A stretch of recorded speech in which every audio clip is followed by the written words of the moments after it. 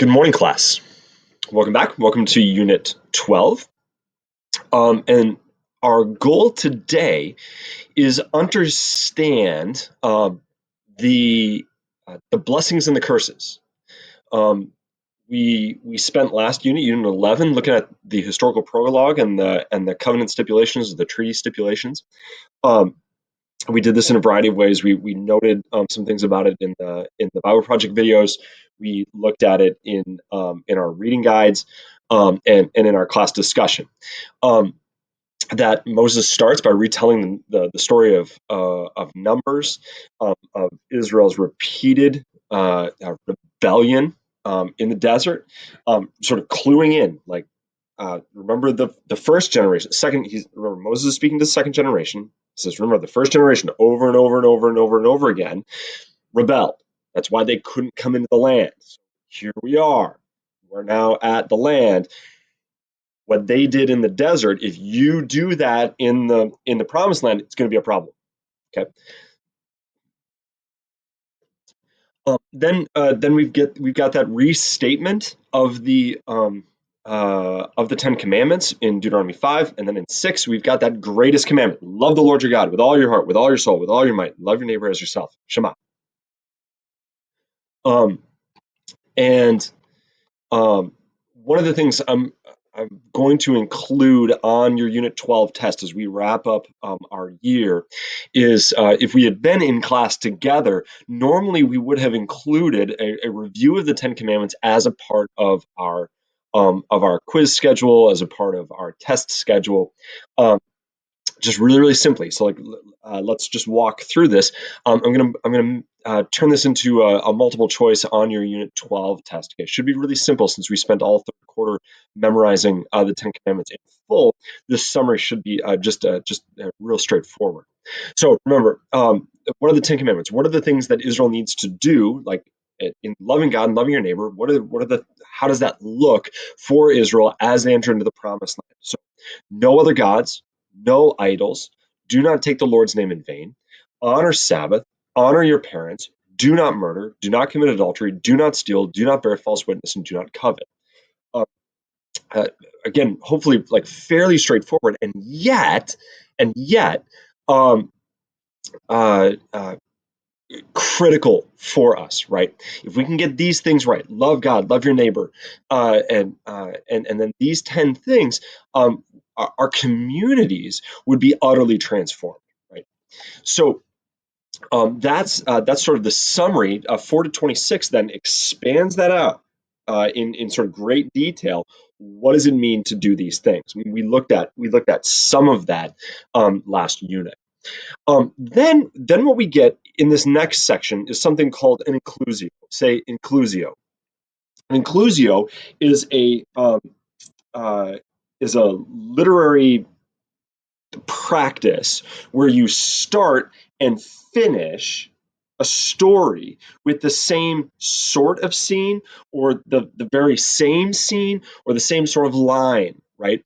This happens in romantic comedies all the time.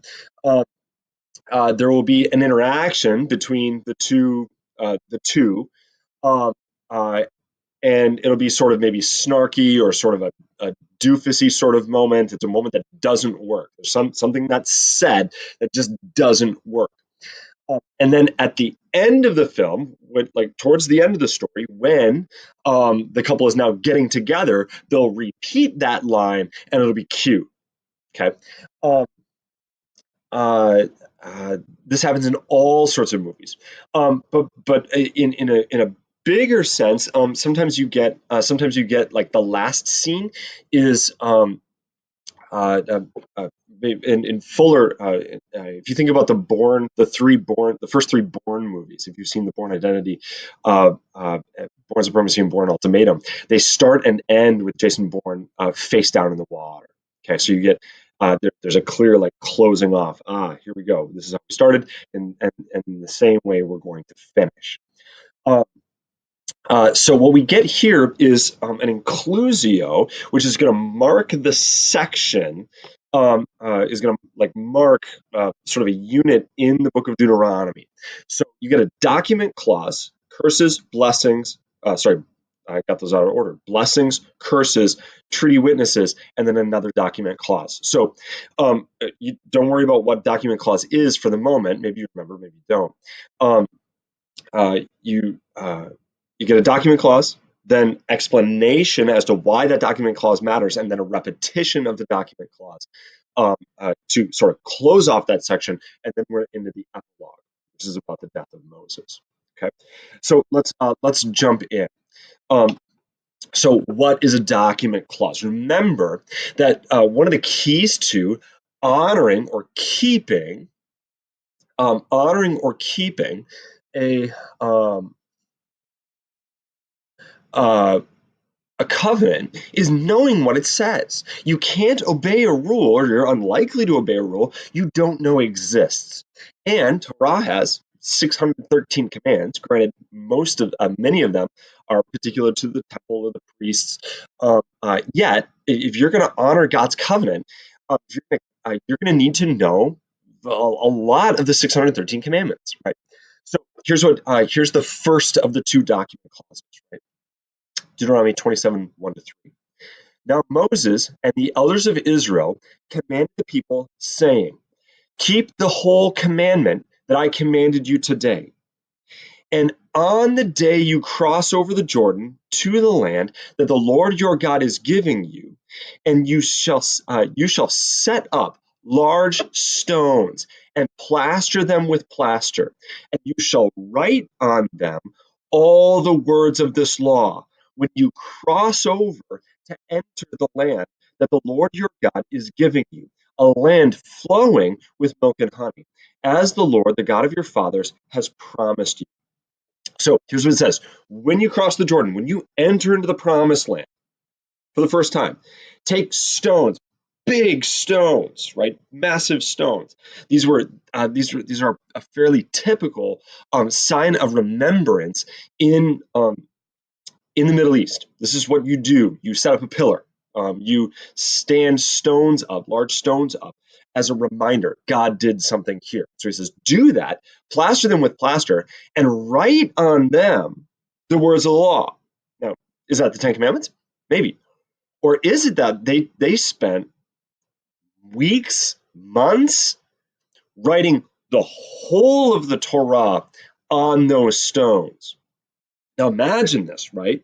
And in some ways, I think our campus needs this, right? You enter in to the promised land, and you're immediately confronted with the whole law of God. This is what rules this kingdom. This is the God of this place. That's a powerful thing. Now, again, lots of people might just walk by. Huh, that's interesting. Uh, uh, but it's at least a powerful symbol. Imagine if every time you came into an international airport, uh, there was a copy of the Constitution, on the wall as you walked in. You had to at least walk by it, even if you didn't read it. People coming to America for the first time could stop and go, "Huh, these are the things that the founders of the United States thought were important." Um, that's powerful. It's powerful. I've often thought that our campus needs some way of marking in our architecture, in the in our in our architecture, that this is a Christian school. That people who drive on our campus ought to know that the Word of God rules and reigns here, and that we ought to be reminded that it's not my opinion, it's not my desires that rule and reign here. It's God's rules and His desires that reign here. Um, maybe maybe you want to make that part of your senior project. Okay. Um, so they were to set up stones that had at least the Ten Commandments, if not Torah, written on them, so that anyone who entered the land after them would know that this is who rules and reigns here. So next we get into the next section, Deuteronomy 28 and 29, is a list of blessings and curses. So we got to think back to the vocab that we did at the end of last semester. What's a blessing? What's a curse? These are words that we use. Someone sneezes, we go, bless you. No one knows why. And curse is again not a word that we use much unless we're talking about like Harry Potter or something. So what's blessing? What's curse in a biblical sense? Well, a blessing is an act by speech or gesture whereby one party transmits power for life to another party. The most characteristic dimension of the power for life is transit. Sorry, the most characteristic dimension of the power for life that is transmitted concerns prosperity, wealth, health, and fertility. So that you'll prosper in the work that you do, that you will become wealthy in doing it, that you will have good health, and that you will have many children, and that your flocks and herds will have many children, right? And your crops will produce in large measure, right? Um, so that's blessing.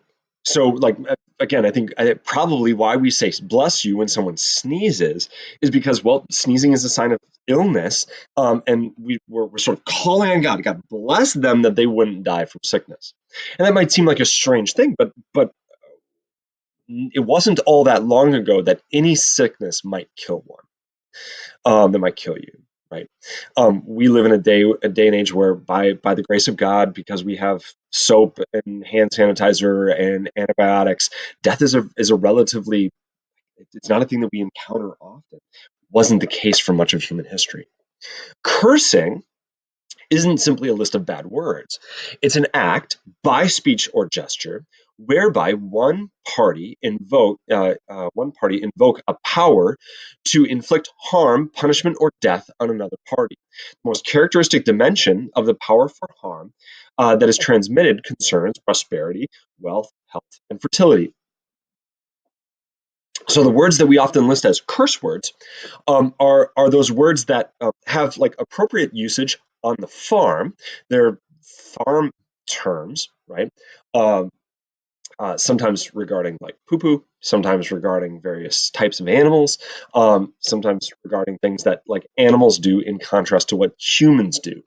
And our lists of curse words often at their core, if we look at like what those words mean, how they're used in English, are about saying you're not a human being. You're not worthy of being a human being. You're less than. You're an animal.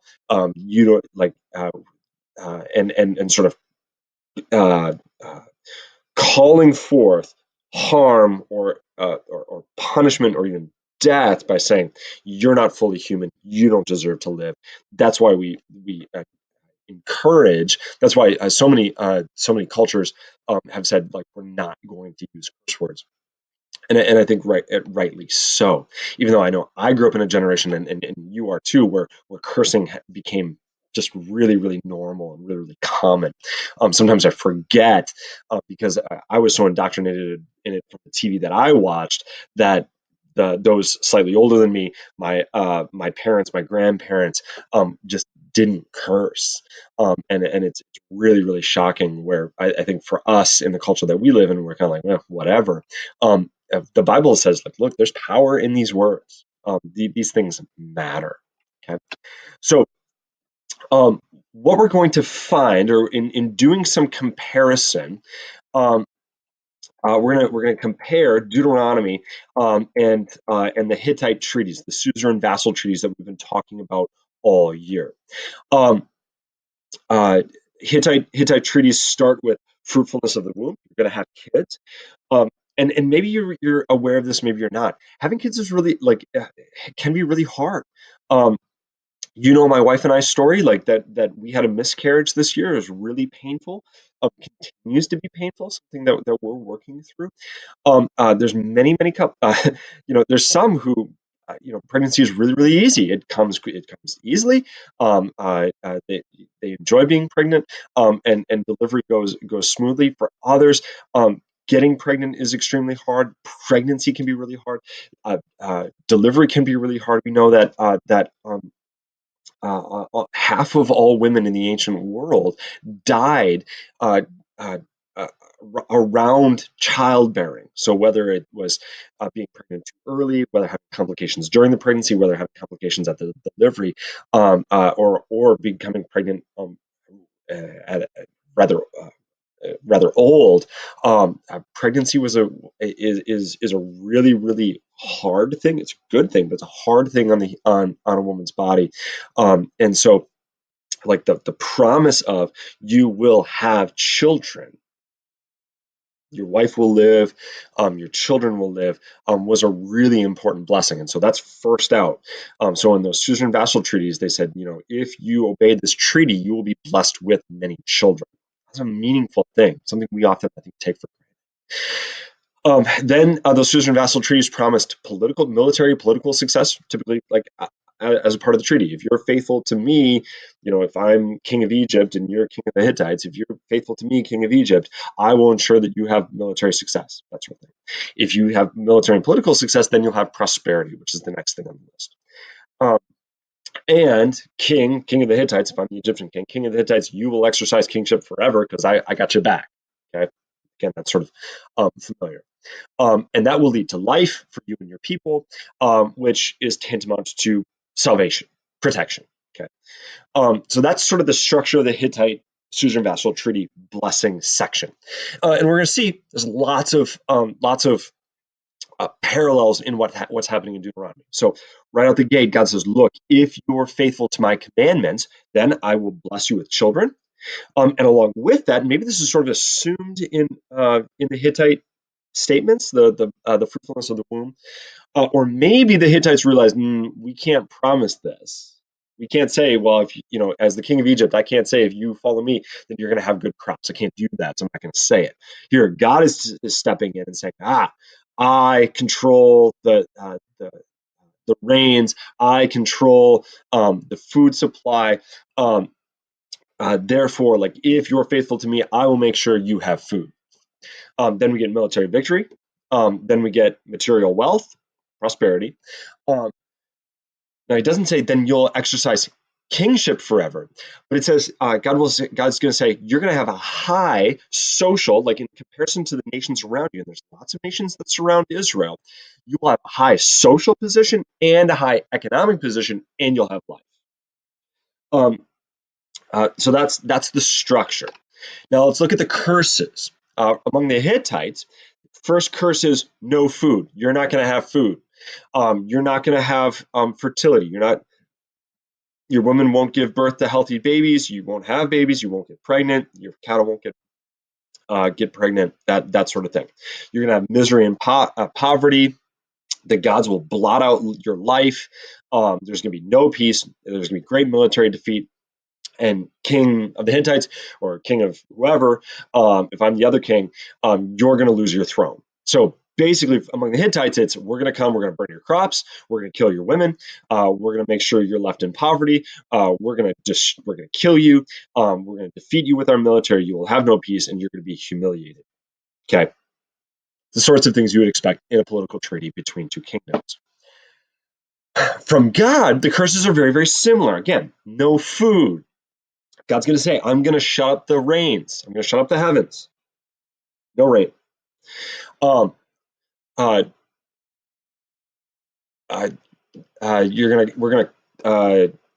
he'll take away your children. You're not going to have kids. He's going to take away your poverty, or he's going to inflict on you poverty. No food equals poverty, right? Which will lead to death, which will lead to military defeat, which will lead to low social and economic position among the nations. Okay, so again, God is following this structure because it's familiar to them. This is the only time we see a suzerain vassal treaty made between God and His people. And it's a powerful thing. It's a powerful message. So God says, "Look, you obey my commandments. Love God, love your neighbor. 10 commandments. No other gods, no idols.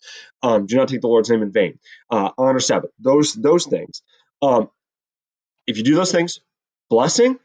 If you rebel against me, and if you rebel against God's kingship as suzerain king, then curses." So let's look at those passages. And what we're going to do is we're going to look at them. We'll look at the blessing and the corresponding curse side by side. Okay. So this is Deuteronomy 28. the blessing, it starts, it says, and if you faithfully obey the voice of the Lord your God, being careful to do all his commandments that I command you today, the Lord your God will set you high above all the nations of the earth. And all these blessings shall come upon you and overtake you if you obey the voice of the Lord your God. Okay, there's the positive. The corresponding curse comes in verse 15. But if you will not obey the voice of the Lord your God, and be careful to do all his commandments and his statutes that I command you today, then all these curses shall come upon you and overtake you. Okay. Um, so that's the starting point. Obey, blessing. Disobey, cursing. Faithfulness to God, blessing. Unfaithfulness, cursing. Right? So let's get into the nitty gritty here. Blessed shall you be in the city. Blessed shall you be in the field. What's that about?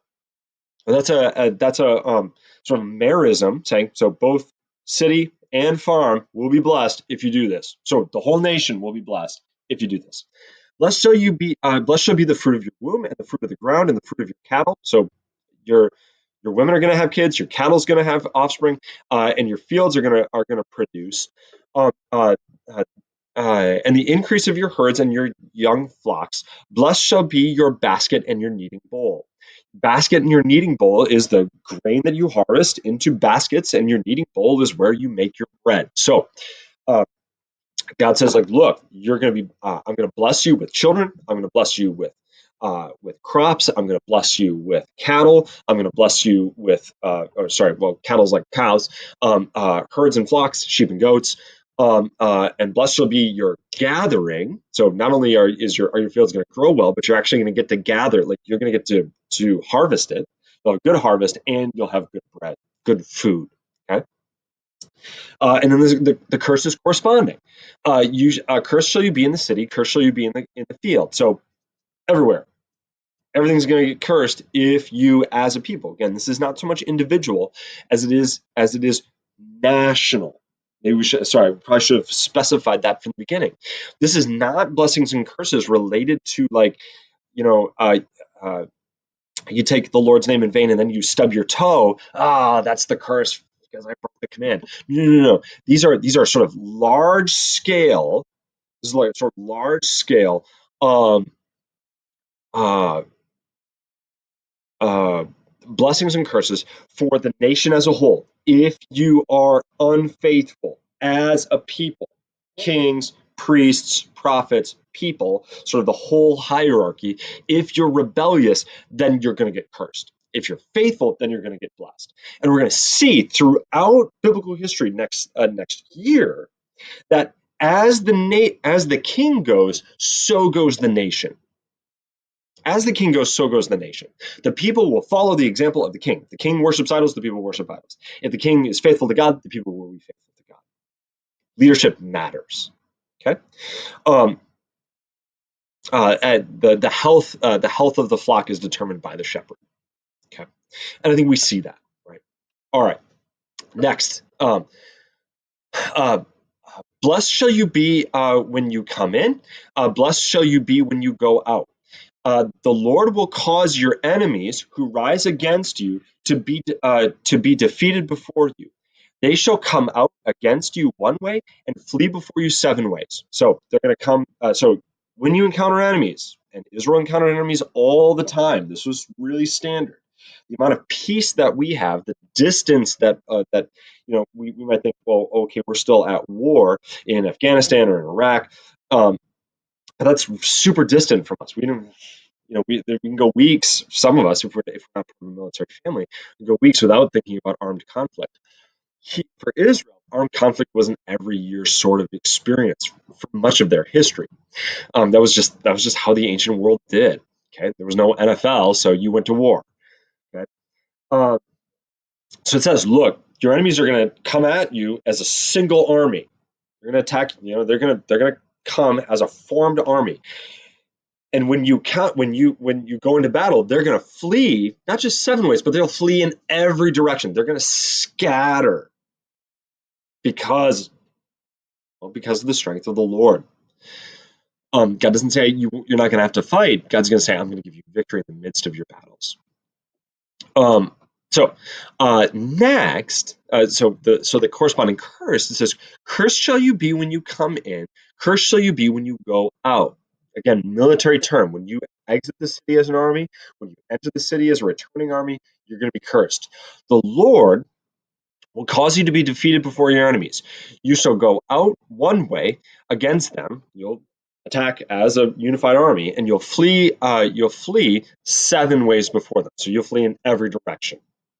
Um, and you shall be a horror to all the kingdoms of the earth, and your dead bodies shall be food for all the birds of the air and all the beasts on the earth, and there shall be no one to frighten them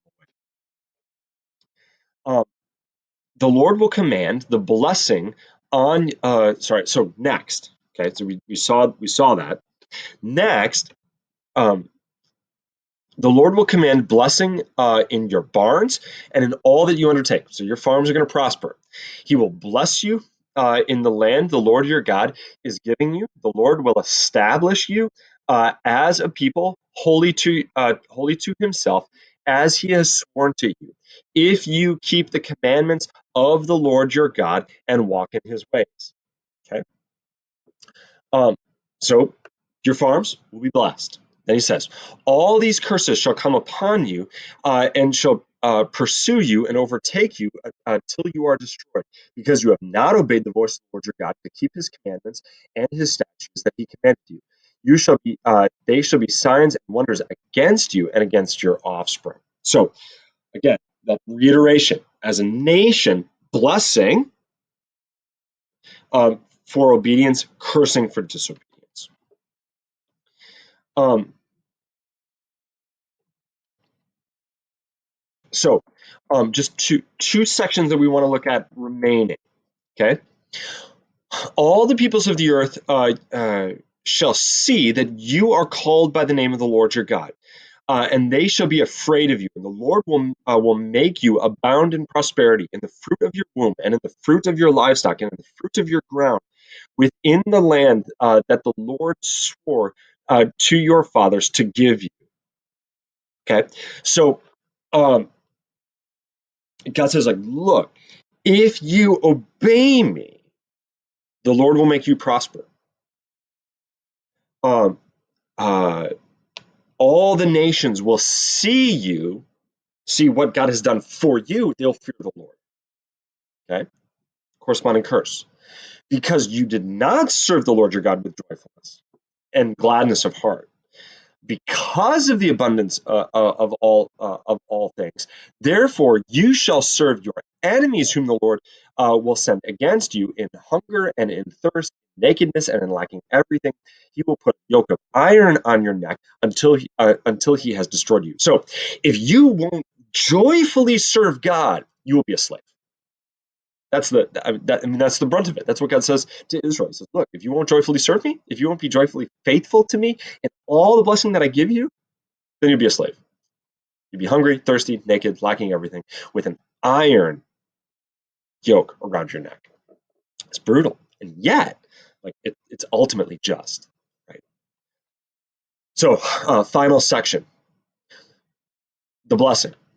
The Lord will open to you his good treasury, the heavens, to give the rain to your land in its season, and to bless all the work of your hand. And you shall lend to many nations, and you shall but you shall not borrow. And the Lord will make you the head and not the tail. Uh, you shall only go up and not down, if you obey the commandments of the Lord your God, which I command you today, being careful to do them. And if you do not turn aside from any of the words that I command you today, to the right or to the left, to go after other gods to serve them. So he says, look, if you obey me, I'll give you rain. And we tend to bemoan rain, but remember, they, like, 70% of the land of Israel is desert. Um, you need rain. If you don't no rain, you don't eat. Doesn't rain, you don't eat. Okay, so if you want to live, believe in God. God is the one who gives rain. Okay, um, and the critical thing here is don't worship other gods. Follow me. Remember, Torah means the way. It's not just law. It's like the way. It's the path to getting where, like, to the right place. If you follow other gods, you're off the path. You're gonna die. Okay.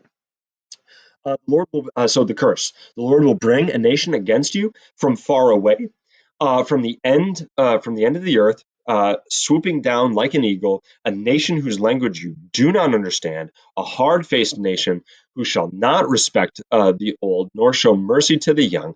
It shall eat the offspring of your cattle and the fruit of your ground until you are destroyed. It shall not leave you grain, wine, or oil, the increase of your herds or the young of your flocks until they have caused you to perish.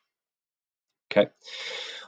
So look, if you disobey, not only will I not give you rain, but I'm going to bring a foreign nation to conquer you, and you're going to die or be enslaved. So God lays it out really clearly. He lays it out really clearly. But this leaves for us a question. It leaves for us a couple of questions. We're gonna get next in here what's called treaty witnesses, and then we're gonna get an additional document clause. We're going to talk about that next week. Also next week, what we want to talk about is that